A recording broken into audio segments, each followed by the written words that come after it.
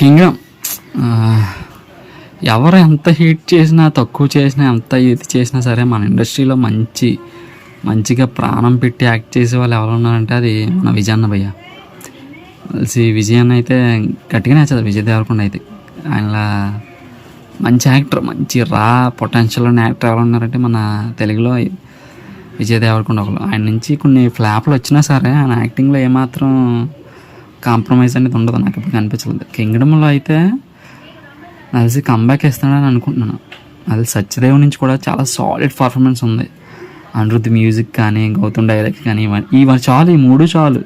సత్యదేవ్ని solid performance, Anirudh music, Gautam direction, ఈ చాలు సినిమాకి వెళ్ళడానికి. మన విజయాన్ని అయితే సాలిడ్ ఇచ్చినాడు అనుకుంటున్నాను నేనైతే. చాలా సాలిడ్ యాక్టింగ్ అయితే నాకు అనిపిస్తుంది. అది తెలిసి టీజర్లో చాలా జెన్యున్గా అనిపించింది అన్నమాట. ఒక జెన్యున్ అటెంప్ట్, ఒక ఫ్రెష్ అటెంప్ట్లో అనిపించింది. నేనైతే వెళ్తాను భయ్య.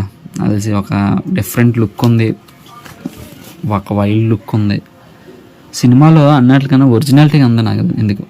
ఈ చాలా సినిమాల కన్నా ఎందుకు నాకు ఒరిజినాలిటీగా అనిపిస్తుంది సినిమా అయితే. పెద్ద హిట్ అవుతుంది అనుకుంటున్నాను నేనైతే.